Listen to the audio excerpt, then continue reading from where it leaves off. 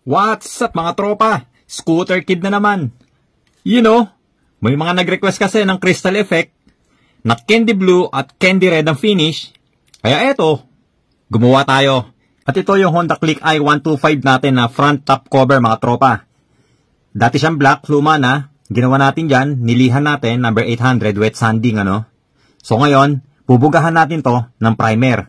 Gamit natin Surfacer UCH 210. Dalawa to mga tropa no, dahil ang gagawin nga natin, isang blue at isang red. Pero isa lang muna yung papakita ko sa inyo na nilagyan ko ng primer. Pagkatapos mo tuyo ng primer natin, magbubuga tayo ng sparkling silver mga tropa. Ang code nito 391701.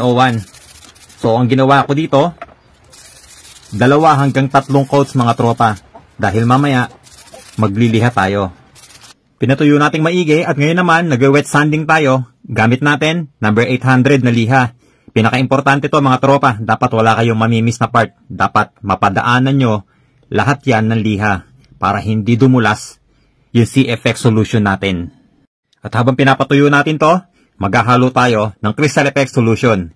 Gamit natin urea fertilizer 4600. Meron tayong hot water. Meron din tayong dishwashing liquid.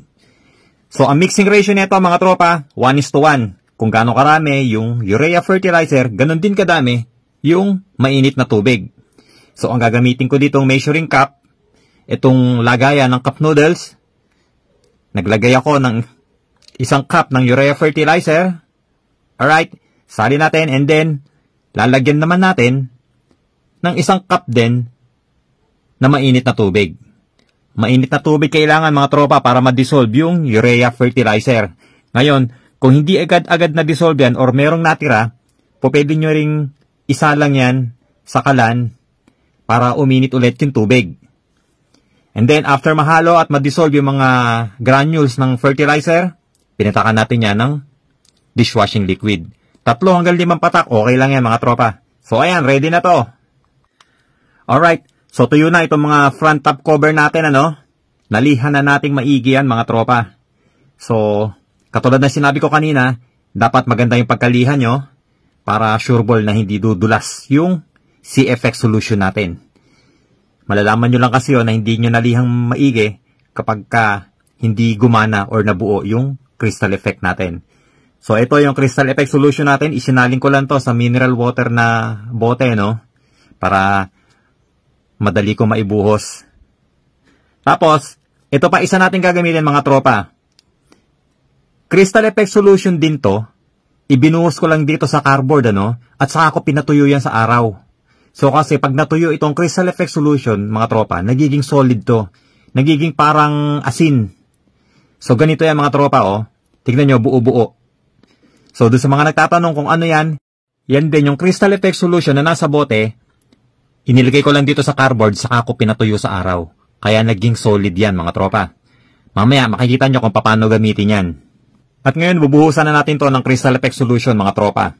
Basta siguraduhin nyo lang, ano, mabasa lahat yan, lahat mabuhusan nyo, para maganda yung kalalabasan nung crystal effect nyo. So, ayan, set aside natin yung isa. Buhusan ulit natin to.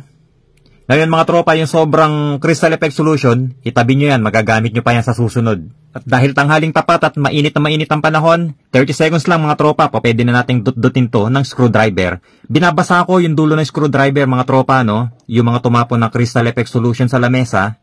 Binasa ko yung dulo ng screwdriver, idinut-dut ko dito sa solid, yung natuyong crystal effect solution, at saka ko naman idinadampi dito sa front top cover natin. So, ibig sabihin, may natitira, may naiiwan na butel ng crystal effect solution na solid dito sa front top cover natin. Pagkatapos lang ng ilang minuto mga tropa, eto na siya, no? Nagsimula na mag-crack. Makikita nyo yung parang nababasag. Yung mga dinut-dut natin, doon nagsimula yung parang nababasag yung mga linya-linya na malalaki.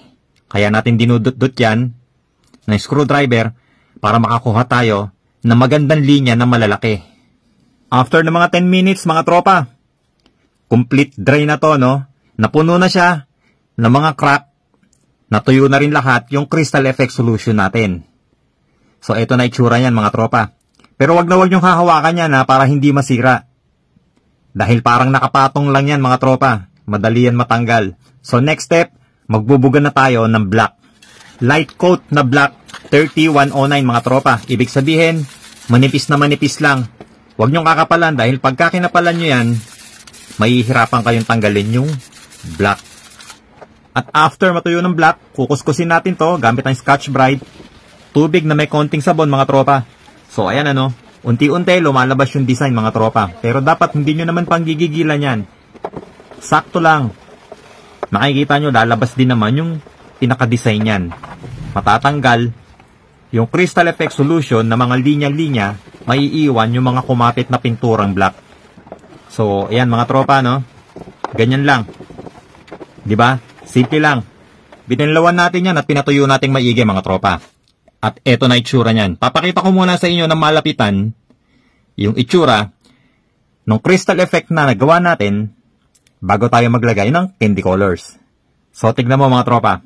Ang ganda ng mga linya. Angas ano? Malalaki yung mga linya gawa nung ginawa natin na idinut-dut natin na screwdriver na merong solid na Crystal Effect Solution. So ngayon, tara na. Kulayan na natin to. Mga candy colors na ginagamit natin, Brilliant Red, ang code niyan, Y138. Ito naman blue, Marine Blue, Y139. Candy colors tong mga to, mga tropa.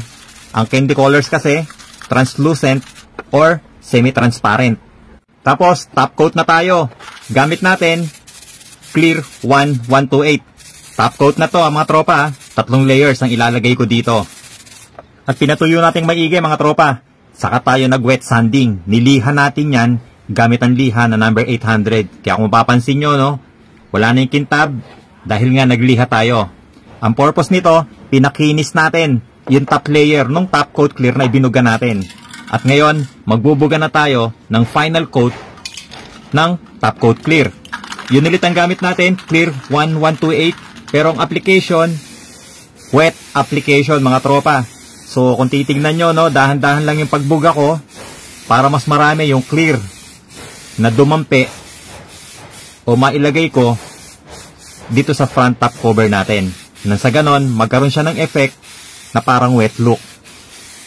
And again, ipapaalala ko lang mga tropa, pagka gumagawa kayo ng wet application or kung gagayahin nyo to, dapat tatansyahin nyo ring mabuti mga tropa. Dapat hindi yan luluha or tutulo.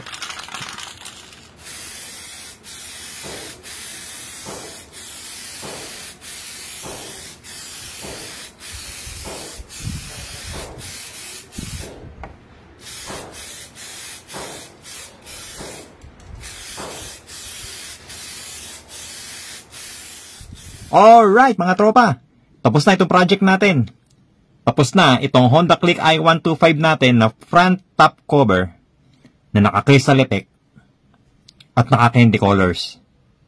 Tignan mo tropa, ang bangis, di ba? Ang ganda, pati yung kintab niya.